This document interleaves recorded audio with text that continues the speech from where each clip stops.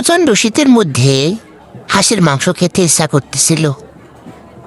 তারপরে আর কি, চলে গেলাম বাজারে। এরপরে একটা বড় দেখে চীনের হাঁস কিনে নিয়ে আসলাম। প্রায় 3 কেজির কাছাকাছি ওজন হয়েছে। এরপরে বাজার থেকে কেটে ছিলে পিস পিস করে সুন্দর করে বাসায় নিয়ে আইসা, আরে ঠান্ডা পানি, এরপরে হাতে গ্লাভস দিয়ে সুন্দর করে মাংসগুলো ধুয়ে নিলাম। যেই ঠান্ডা ঠান্ডা পড়ছিল রে বাবা, রে বাবা, এই ঠান্ডায় তো হাঁসের মাংস মজা। এরপরে যেটা করলাম, মশলা, গরম মশলা নিলাম, তেজপাতা, দারচিনি, এলাচি, লবঙ্গ। এরপরে মাংসের পানিটা ছাড়ায়ে সুন্দর করে একটা পাত্রে নিয়ে মশলা দেওয়া শুরু করলাম। আমি আবার বাটা মশলা সুন্দর করে ডিপ ফ্রিজে রেখে দেই। এরপরে বের করে এই যে চাকু দিয়া কেটে কেটে কেটে কেটে এখন এই মশলাগুলা দিব, দিয়ে ম্যারিনেট করে রাখবো কিছুক্ষণ। এই যে আদার বাটি, এটা হলো রসুনের বাটি, রসুন দেবো 1 টেবিল চামচ পরিমাণ। হাঁসের মাংসে একটু রসুন বেশি লাগে যাতে গন্ধ না হয়। এই না করে এরপরে পেঁয়াজ দেবো 2 টেবিল চামচ পরিমাণ। পেঁয়াজটা নরম হয় না, একটু বেশি শক্ত।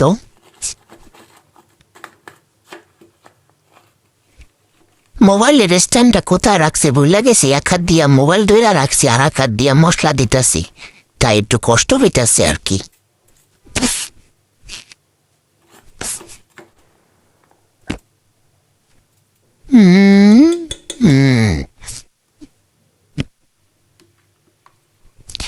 এখন দিব আদা, আদা বাটা। আদা খাবেন দাদা? তবে কাঁচা আদা কিন্তু গ্যাস্ট্রিকের যাদের প্রবলেম আছে তাদের জন্য খুব ভালো কাজ করে। কাঁচা আদাটা আসলে একটা বড় ঔষধি গুণ আছে কাঁচা আদার। আদা দেয়া শেষ। এরপরে এই গরম মশলাগুলো দিয়ে দিব। এই পরে না কেন পর করছে রে। এখন দিব লবণ। ওই যে কিছু ভিডিওতে বলে স্বাদ মতো লবণ, এটা আপনি বুঝতে পারবেন যখন লবণ দিবেন, তখন বুঝবেন এতটুকুর মধ্যে কতটুকু লবণ লাগে। এরপরে দিয়ে দিলাম ধনে গুঁড়া। এরপরে দিয়া দিব একটু জিরা গুঁড়া।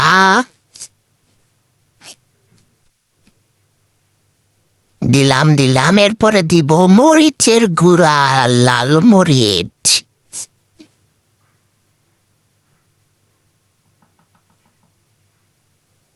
এরপরে দিব হলুদ গুঁড়া।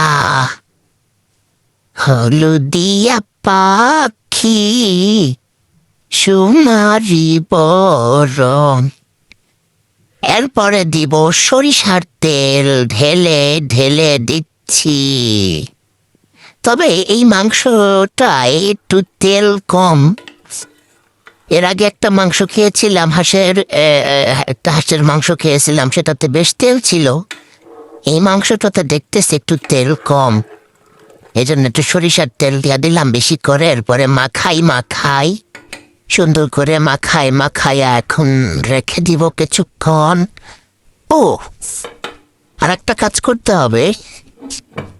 হ্যাঁ, আমি তো লেবু দিতে ভুলে গেছি, একটা লেবু কেটে নিয়ে আসি।